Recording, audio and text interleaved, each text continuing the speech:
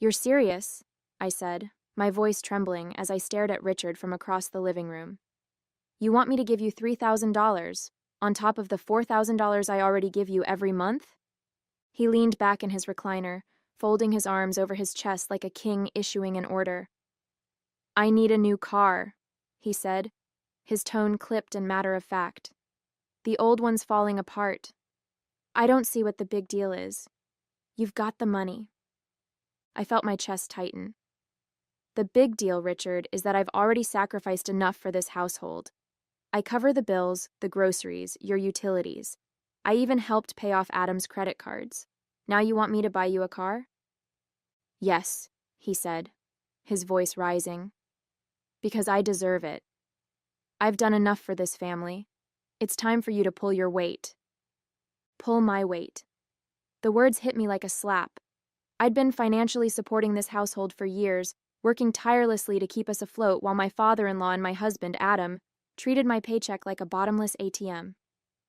And now, the one time I set a boundary, Richard had the audacity to call me selfish.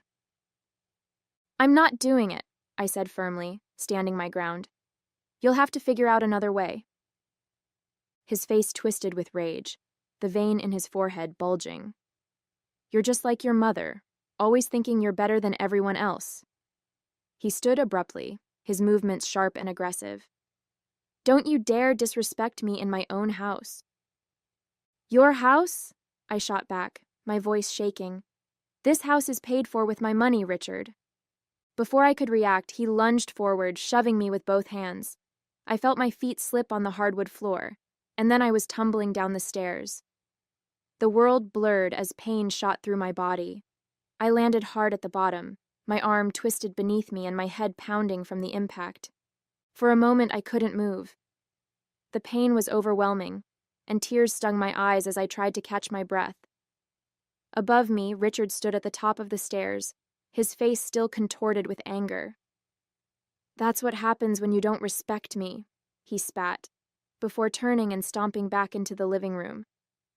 I expected Adam to rush to my side, to help me up or at least ask if I was okay. But when he appeared at the top of the stairs, his expression was blank, almost bored. You should have just given him the money, Maya, he said with a shrug. You know how he gets. My name is Maya, and for the past 4 years I've been the financial backbone of a household that doesn't respect me. I married Adam because I thought we were building a life together, but it quickly became clear that his priorities were tied to his father, Richard. When Richard's health began to decline, I agreed to move into his home to help out. What I didn't realize was that helping out meant funding everything: rent, utilities, food, and even Richard's personal expenses. At first, I thought it was temporary. I told myself that Adam and Richard appreciated what I was doing, even if they didn't always say it. But as time went on, their sense of entitlement grew. Adam stopped working entirely, claiming he needed to be home to support his father. Richard, meanwhile, began making bigger and bigger demands, treating my paycheck like it belonged to him. Still, I stayed. I told myself it was for the good of the family. But lying at the bottom of those stairs, bruised and aching, I realized the truth. This wasn't a family. It was a one-sided arrangement where my value was measured solely by what I could give, and I was done.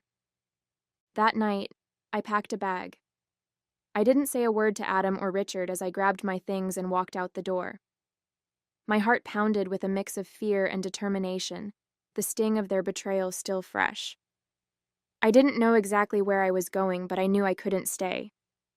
I checked into a motel and sat on the edge of the bed, my phone clutched in my hands. I could feel the weight of what had just happened pressing down on me, but I wasn't going to let it break me.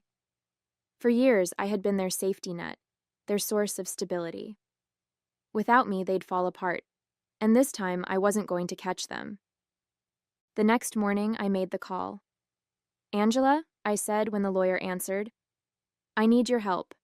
It's about my husband and his father. Meeting Angela, my lawyer, felt like the first breath of fresh air I'd taken in years.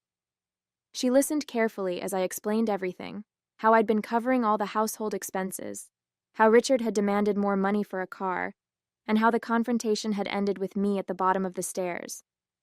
You've been financially supporting your husband and father-in-law entirely on your own? Angela asked, raising an eyebrow. I nodded. For the past 4 years. Every bill, every expense, everything comes out of my pocket.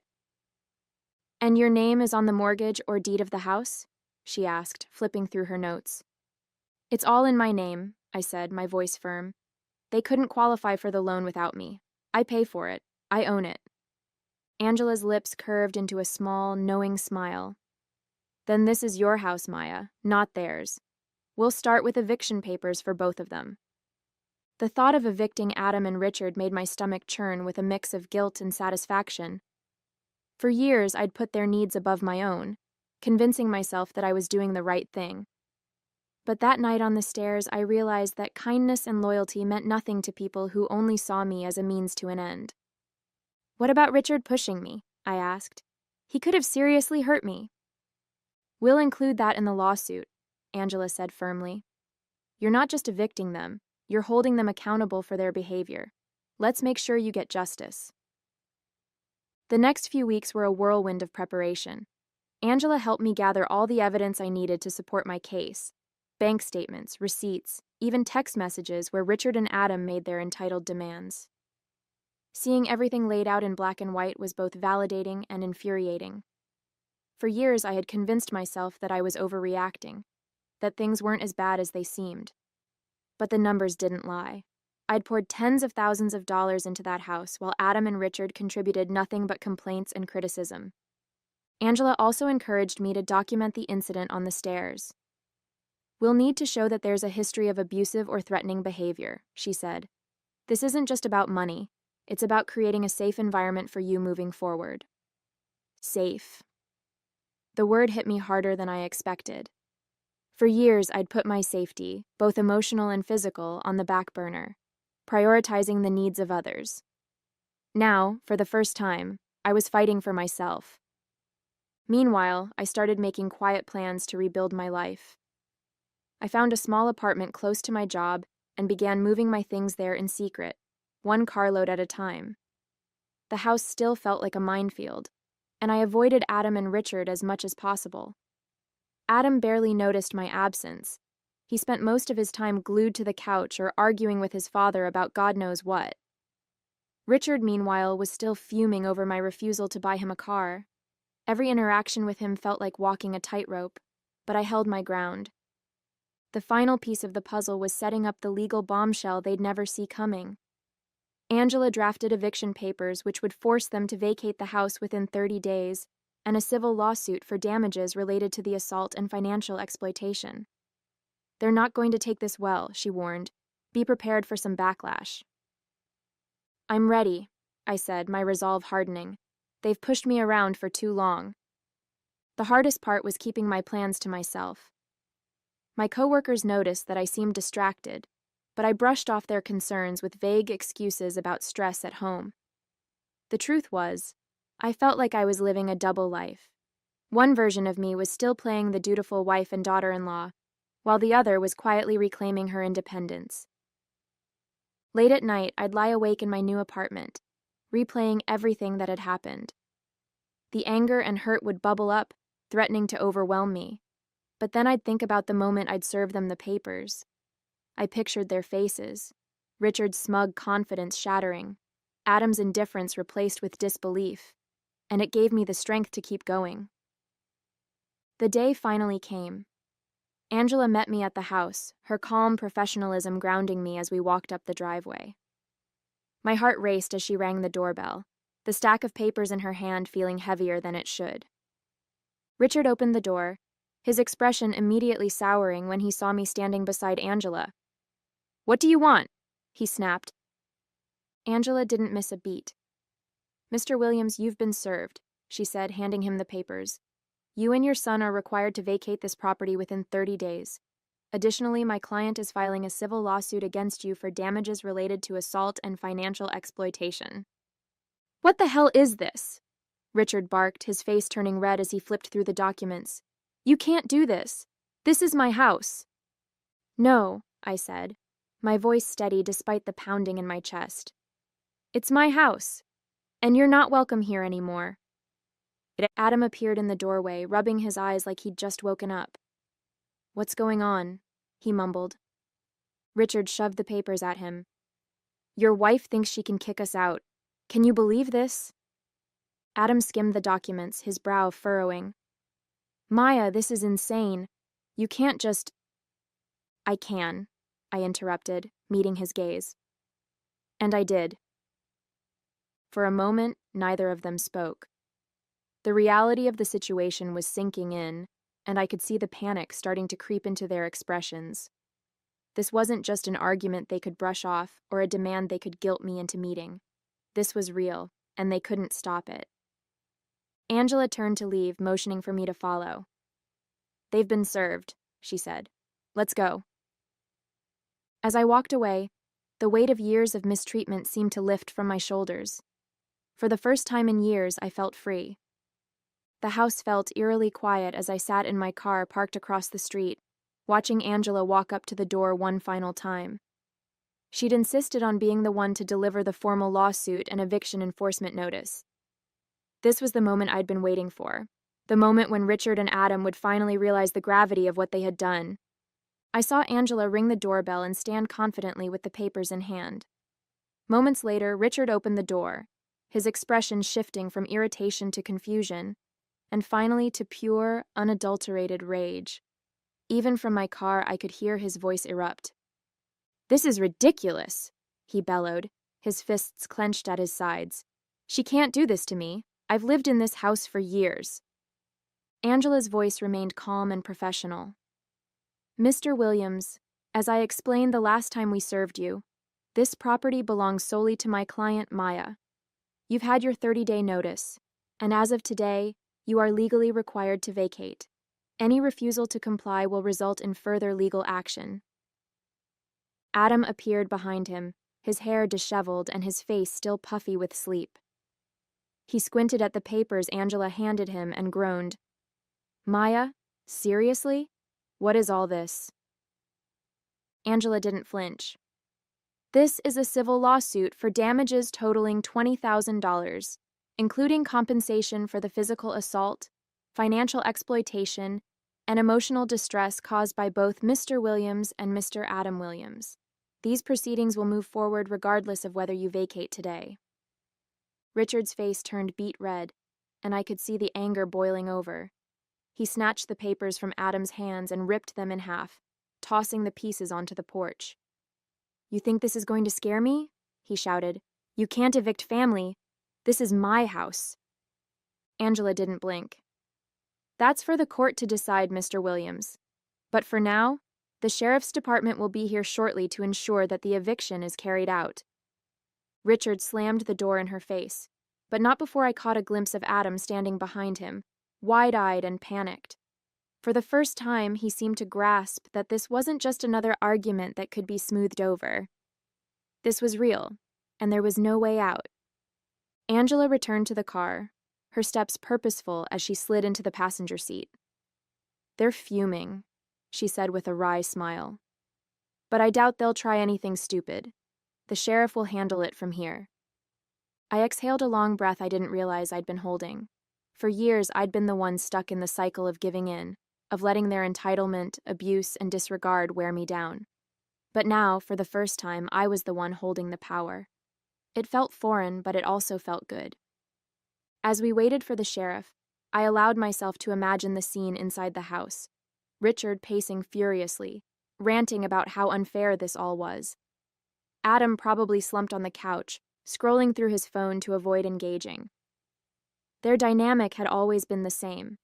Richard barking orders, Adam following along, and me cleaning up the mess. But not anymore. When the sheriff's car pulled up, Richard stormed outside, yelling at the officers about how he'd been wronged. She's lying, he shouted. This is my house. I've lived here for decades. She can't just throw me out like this. The lead officer calmly reviewed the paperwork Angela handed him. This property is legally in Ms. Maya's name, and these eviction proceedings are valid, he said firmly. You've been given ample notice, Mr. Williams. You need to gather your belongings and vacate immediately." "I won't!" Richard roared, his voice hoarse with fury. "You'll have to drag me out of here." Adam finally stepped outside, holding a hastily packed duffel bag. He looked at me from across the street, his face a mixture of anger and confusion. "Why are you doing this, Maya?" he called out. "We're family." That word, family, cut through me like a knife. They'd used it as a weapon for years, twisting its meaning to justify their entitlement and disrespect, but I refused to let it hold me hostage any longer. I stepped out of the car, meeting Adam's gaze with a calm I didn't know I had. "Family doesn't push you down the stairs," I said, my voice steady. "Family doesn't take your money and treat you like you owe them everything. This house is mine, my life is mine, and I won't let either of you take anything more from me." Richard shouted something incoherent from the porch, but I didn't hear him. My focus was on Adam, who stared at me for a long moment before finally lowering his eyes. For once, he had no comeback, no excuses. He slung the duffel bag over his shoulder and trudged down the driveway without another word, his father still fuming behind him. The sheriff's officers escorted Richard back inside to gather his belongings, and Angela placed a reassuring hand on my shoulder. "You've done it," she said quietly. "This chapter is over." As I watched Adam and Richard leave the house for the last time, I felt a surge of emotions, relief, pride, and an overwhelming sense of freedom. This wasn't just a victory in court, it was a victory for myself. For the first time in years, I'd stood up to the people who had tried to diminish me, and I'd won. I turned to Angela, a small smile tugging at my lips. "Let's go," I said. "I've got a life to rebuild." The house felt so much larger once Richard and Adam were gone. As I walked through the quiet rooms, I was struck by how different everything seemed. Without their constant presence, the space that had once felt suffocating now felt like a blank canvas, a place I could finally reclaim as my own. The sheriff had left a short while ago, taking with him the last traces of their entitlement. Richard had resisted until the very end, ranting about how unfairly he'd been treated, but there was nothing left for him to cling to. Adam had been quieter, a shadow of the man who'd once promised to build a life with me. Watching him leave, dragging his duffel bag down the driveway, had been bittersweet. I felt no anger anymore, only pity. Angela stayed with me as I locked the front door.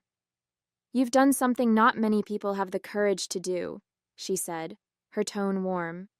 "It's hard to walk away from people you've invested so much in, even when they don't deserve it." I nodded, her words sinking in.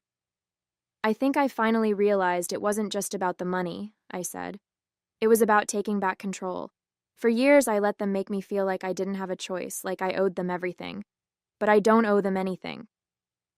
Over the next few days, I began to rebuild my life, piece by piece. I changed the locks on the house and hired a cleaning service to help scrub away the physical reminders of Richard and Adam's presence. It felt symbolic, almost therapeutic, to erase the mess they'd left behind. For the first time in years, I didn't feel like a stranger in my own home. Friends and coworkers reached out to check on me, offering words of encouragement and support. "You're amazing for standing up for yourself," Lily said over coffee one afternoon. "It would have been so easy to just keep putting up with it, but you didn't." "I think I just reached a breaking point," I admitted. When Adam told me I should have given Richard the money, I realized he didn't care about me at all. And if he didn't care, then why was I giving so much of myself to him? Lily nodded. "It's hard to see that when you're in it, but you're out now. That's what matters." Richard and Adam tried to contact me once, but I ignored their calls. Angela assured me that they had no legal grounds to challenge the eviction or the lawsuit. "You've already won," she said, and I believed her. For the first time in years, I felt untouchable. My focus shifted to the future. I started exploring new career opportunities and hobbies I'd put on hold for far too long. Without the weight of their demands, I had the time and energy to invest in myself. I even began considering selling the house, my house, and moving somewhere new, somewhere that didn't carry the ghosts of the past. One evening, as I sat on the patio with a glass of wine, I let myself reflect on the journey that had brought me here. It hadn't been easy, far from it. But every step, every painful moment, had taught me something about my own strength. I'd spent years letting others define my worth, but not anymore.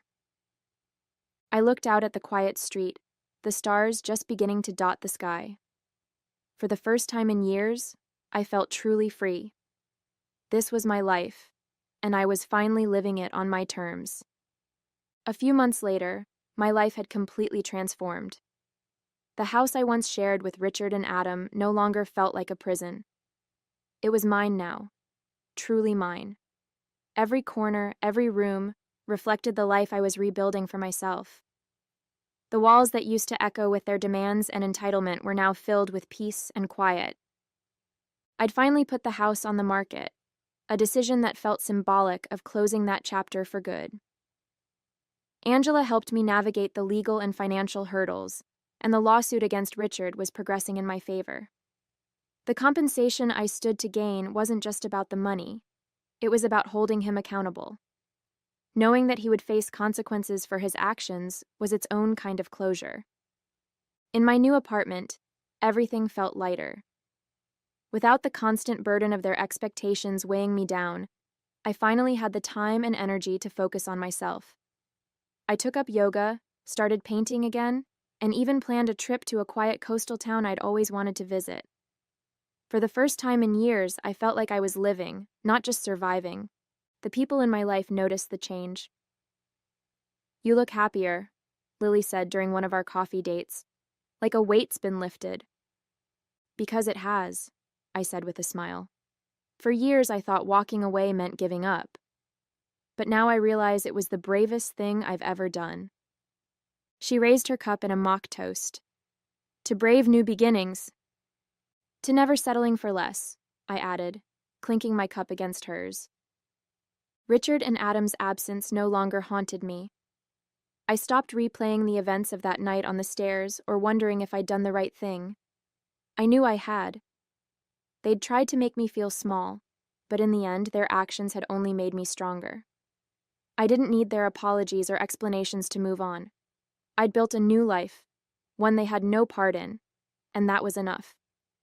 The lawsuit's final judgment came a few weeks later.